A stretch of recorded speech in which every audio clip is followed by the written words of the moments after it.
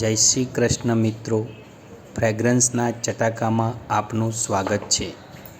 આજે આપણે દૂધી કોફતાનું શાક બનાવીશું, જેમાં દૂધીને સૌપ્રથમ બંને બાજુથી કાપી ઉપરની છાલ છોલી લઈશું। હવે દૂધીને ઝીણી ખમણી વડે ખમણી લઈશું।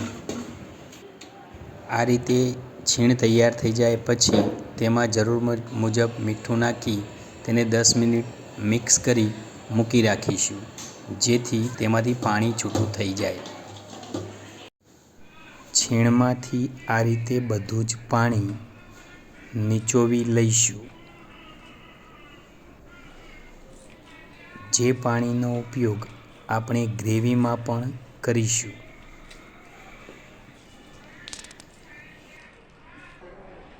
હવે આ છીણમાં જરૂર મુજબ ચણાનો લોટ એડ કરીશું। પછી તેમાં 1 ચમચી મરચું પાવડર, અડધી ચમચી હળદર પાવડર, અડધી ચમચી ધાણા જીરું, જરૂર મુજબ મીઠું અને ખાંડ ઉમેરી આ મિશ્રણને મિક્સ કરી દઈશું। હવે તેમાંથી જરૂર પ્રમાણે કોફતા તૈયાર કરીશું। આ રીતે કોફતા તૈયાર થઈ ગયા પછી તેને ગરમ તેલમાં તળી લઈશું। થોડીવાર તળાઈ જાય પછી એને બહાર કાઢી એક ડીશમાં અલગ લઈ લઈશું। હવે ગ્રેવી માટે ડુંગળી ટામેટાને ચોપ કરી દેવા, આદું લસણ મરચાંને ખાંડી પેસ્ટ બનાવવી અને એક મરચાંના 4 સરખા ભાગ કરી લેવા। હવે ગેસ ચાલુ કરી કઢાઈમાં 3 ટેબલસ્પૂન તેલ ઉમેરો। તેલ ગરમ થાય ત્યારે તેમાં એક તમાલપત્ર, તજ, લવિંગ, જીરું ઉમેરો। મસાલો સંતળાઈ જાય પછી તેમાં લસણ આદુ મરચાંની પેસ્ટ ઉમેરો।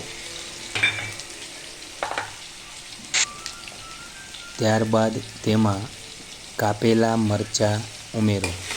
હવે આ મિશ્રણને હલાવી લો। હવે તેમાં ચોપ કરેલ ડુંગળી ઉમેરી લઈશું। આ ડુંગળીને ગુલાબી રંગ થાય ત્યાં સુધી સાંતળવાની છે, જેથી તેમાં ઝડપથી સાંતળાય તે માટે થોડું મીઠું એડ કરીશું। આ મિશ્રણને હલાવી લઈશું। જ્યાં સુધી ગુલાબી રંગ થાય ત્યાં સુધી રહેવા દઈ તેમાં ચોપ કરેલ ટામેટાં ઉમેરી લઈશું। આ મિશ્રણને હલાવી તેમાં અડધી ચમચી હળદર,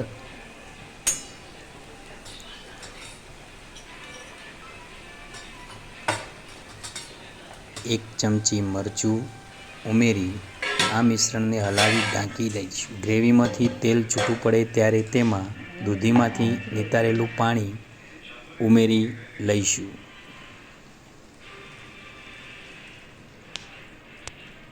આ મિશ્રણને હલાવી મિક્સ કરી લઈશું। તેમાં જરૂર મુજબ ગરમ મસાલો અને બનાવેલા કોફતા ઉમેરી લઈશું।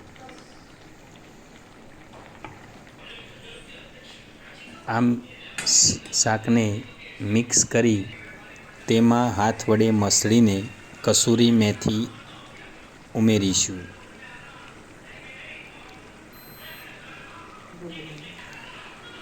હવે 1 ચમચી મલાઈ ઉમેરીશું।